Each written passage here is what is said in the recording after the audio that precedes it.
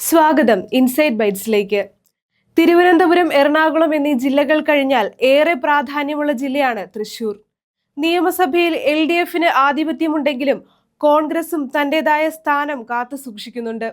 K കരുണാകരന്റെ കാലം തൊട്ട് തൃശൂർ ജില്ല കോൺഗ്രസിന്റെ സ്വന്തം തട്ടകമാണ്. ലോക്സഭാ തിരഞ്ഞെടുപ്പിൽ മിന്നും ജയമാണ് ജില്ലയിലെ കോൺഗ്രസ് സ്ഥാനാർത്ഥികൾ നേടിയത്. കോൺഗ്രസ് അധ്യക്ഷൻ രാഹുൽ ഗാന്ധി ആരോപിച്ച BJPയുടെ വോട്ട് ചോർച്ച വിവാദം തൃശൂർ ജില്ലയെയും ചോദ്യമുനയിൽ നിർത്തിയിട്ടുണ്ട്. വോട്ട് തിരിമറി നടന്നുവെന്ന രാഹുലിന്റെ ആരോപണത്തെ ശരിവെച്ച് CPI നേതാവ് VS സുനിൽകുമാറും രംഗത്ത് വന്നിട്ടുണ്ട്. BJP കള്ളവോട്ട് നടത്തിയെന്നാണ് VS സുനിൽകുമാറിന്റെ ആരോപണം. കേന്ദ്രമന്ത്രി സുരേഷ് ഗോപിക്ക് നേരെയാണ് ഈ ചോദ്യം ഉയരുന്നത്. ഇതിനിടെ വിജയിച്ച ശേഷം സുരേഷ് ഗോപി മണ്ഡലത്തിലെത്തിയിട്ടില്ലെന്ന ആക്ഷേപവുമായി കോൺഗ്രസ് രംഗത്തെത്തുകയും കാണാനില്ലെന്ന് കാട്ടി പോലീസിന് പരാതി നൽകുകയും ചെയ്തു. സംഭവം വാർത്തയായതോടെ സുരേഷ് ഗോപി ഡൽഹിയിൽ നിന്ന് മണ്ഡലത്തിലെത്തി. മുൻ വർഷങ്ങളിൽ കോൺഗ്രസ് CPM പോരാട്ടത്തിനാണ് തൃശൂർ സാക്ഷിയായതെങ്കിലും ഇപ്പോൾ ത്രികോണ മത്സരമാണ് അരങ്ങേറുന്നത്. BJP കൂടി ചിത്രത്തിലിടം പിടിച്ചു. അതിനാൽ തന്നെ അങ്ങേയറ്റം ശ്രദ്ധയോടുള്ള ചുവടുവയ്പ്പാണ് കോൺഗ്രസ് നടത്തുന്നത്.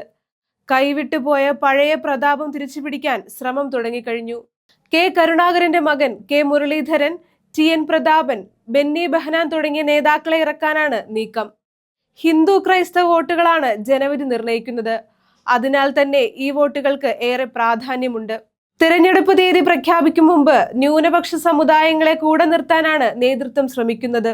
കഴിഞ്ഞ തവണ നിയമസഭയിൽ തൃശൂർ ജില്ല ചെങ്കൊടി പാറിച്ചെങ്കിൽ 2026 തിരഞ്ഞെടുപ്പിൽ കൈപ്പത്തി ഉയരുമെന്നാണ് നേതൃത്വം കണക്കുകൂട്ടുന്നത്.